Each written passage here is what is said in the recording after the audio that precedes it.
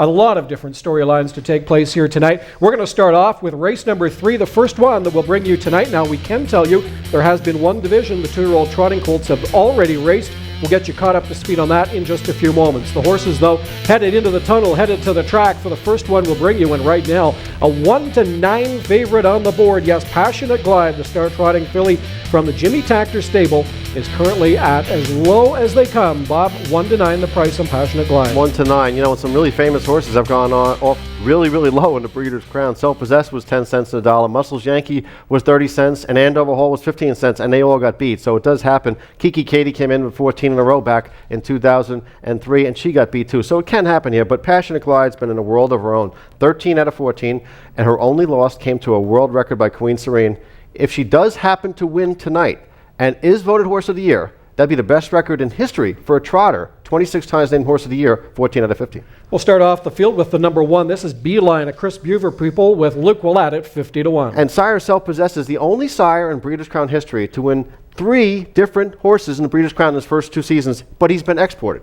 Trainer Paul Kelly has hired Paul McDonnell to do the local driving on quick credit, the number 2 at 36-1. And Paul McDonnell, he won a Breeders' Crown race in 4 of his first 5 years back starting in 1990. The Canadian darling of the field is Pure Ivory. She's been the queen of the Ontario Sired set. She's driven tonight by our regular Steve Condren. And the last time she met up with Passionate Glide, she was the favorite and finished 3rd. She's an O'Brien winner. She's serious, but maybe born in the wrong year. With those 5 straight wins, hard to believe she's 5-1, but that's because this filly at 1-9, taking the bulk of the play right now, it's the champion Passionate Glide. That's right, and her only loss, like I say, came to that world record. It was incredible. 17 Breeders' Crown wins for Ron Pierce, and Takter looking for his 4th Horse of the Year title. We're getting into long shots towards the outside of the gate. Bob will cover them off here. The 5 Susies Magic, David Miller driving this one for local trainer Tony O'Sullivan. The 6 is Bye Carey, currently sitting at 31-1. Jimmy Takter, the pupil, maybe that's what's driving the price on that one. Christopher driving. Merle's Pearl, the 7 in the field, better than 40-1 on this Tommy Anderson pupil. Already a 5-time winner this year, but most of those wins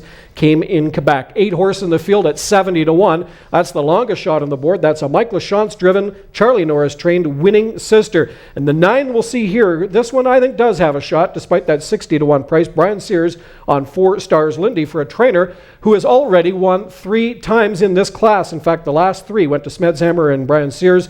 They've got a long shot here. And to complete the field, Bob, the 10, Birmingham is a filly with a name like Birmingham. This one is a filly, a Harold Lund pupil. Jody Jameson aboard. This one was a fast closing second in the eliminations, but has got post position number 10. Greg, a full field, but the bettors are only focusing on 1. Absolutely, and it does appear to be a great showdown. Pure Ivory, the Canadian champion, and of course the queen of the division in North America, Passionate Glide. Passionate Glide, and this one is currently a 1-5 favorite on the board. Bob, I'm going to Passionate Glide, so too are you, and Ken and Renee, but Greg Blanchard thinks differently. He thinks Pure Ivory can come through. And it certainly would be a mild upset. She's at 5-2 and the only other one getting any serious consideration as we get a look at Passionate Glide, and she certainly looks good and relaxed on the track, as does Pure Ivory, and both are great champions, guys, in their own regards. Steve Condren, a cool customer in the race bike, and she was 3rd last year in the 2-year-old Crown Final. Would love a better result here tonight, and it certainly would be another feather in the cap for Canadian racing, Mike. What a year it's been on that front, and this would only add to it.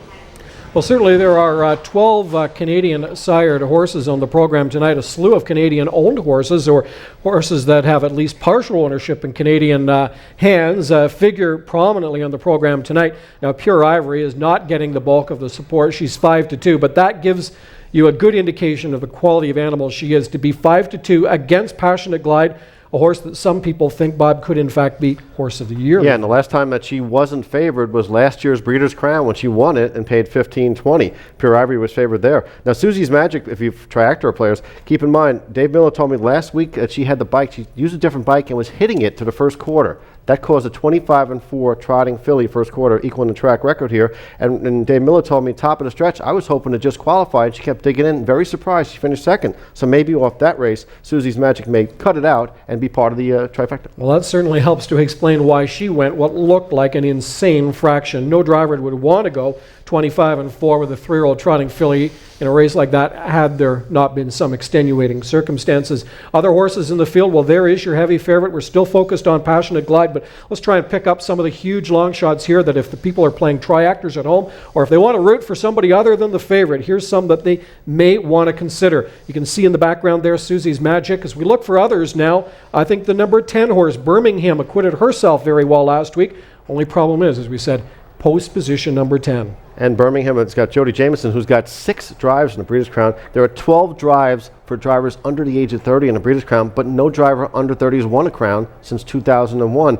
Conversely, there are 26 drives for drivers 50 and over on the card. So we'll see if the old-timers can show the young boys a little something tonight. Do I think Birmingham can win the race? No. Do I think she could be on the back end of the tri-actor? Have to think so. And certainly her record, 1 win from 16 this year, doesn't strengthen that argument. But you look at her third place finishes. She's had 8 thirds from 16 tries this year. And the way she closed last week to finish second behind Passionate Glide, she was clearly the liveliest horse at the wire behind the winner, and that one tells me that even with post 10, I think she can pick up a lot of pieces here.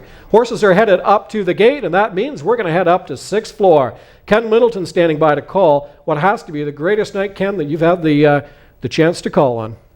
That might be the understatement of the night. It's Breeders' Crown night, 8 great championship finals, the best of the best. You guys talked about it at great length already, and we're only getting into the first live race in the program here tonight. Great to have a national audience joining us to enjoy this, of course, fall classic, the Breeders' Crown final for 3-year-old trotting fillies coming up next.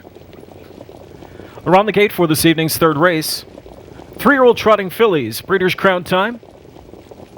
They're often trotting in the first away from down the center, hustles away Susie's Magic. 2 doors down from her trots out Merle's Pearl. In between fillies there in third, races away Pure Ivory. At the rail fourth is Beeline to protect position, and protect it she will. In fact, she has shut the hole off in Pure Ivory. Conrad has to take back and wrestle that one into fourth. Up on the outside into fifth now, trots up Passionate Glide for Pierce. Backed up to be along in sixth is Quick Credit at the rail. Seventh away as they go into the opening turn is Bye Bye Carey. And then it's the outside 3 starters getting away in 8th, 9th, and 10th respectively. They are Winning Mystery, followed there by Birmingham and 4 Stars Lindy. In the meantime, a 27-4 opening quarter has been put on the board, and the one that put there is Susie's Magic. It's Susie's Magic and Miller on the point. Up on the outside in second now, Pure Ivory up to challenge and go past for Steve Condren. Pure Ivory finds the front.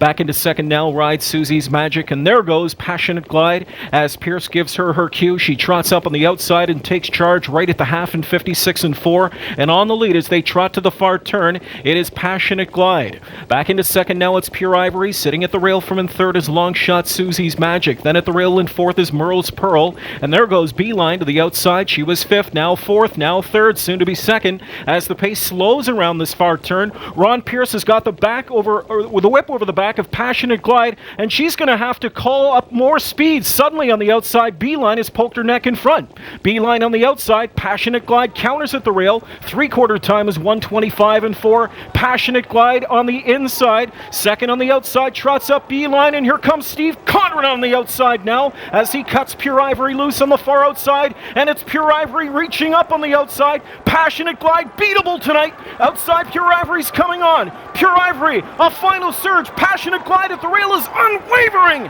Passionate Glide, and right there between horses coming on was maybe David Miller to get it all with Susie's Magic. 1:55-4. A hair-raising thriller in the 3-year-old filly trot final. And indeed, it looked like David Miller threw late to get it with a 5, Susie's Magic, but we'll put the photo finish camera to work. Very interesting tilt here in race number 3, the 3-year-old filly trot final. It looked like it was going to come down to Passionate Glide or Pure Ivory as expected. And then there's Dave Miller coming from nowhere with Susie's Magic up in between rivals, right up into the win. Photo 3 across. It doesn't get any better than that in the 3-year-old filly trot final.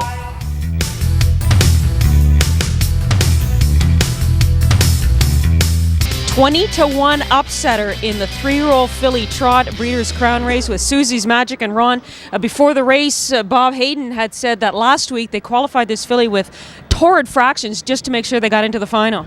Yeah, I heard that had a bike that wasn't just fitting her right, and she was hitting the wheel, and the more you take a hold of a horse, the more they hit the wheel and the faster she goes, so it's kind of like a round circle sort of thing.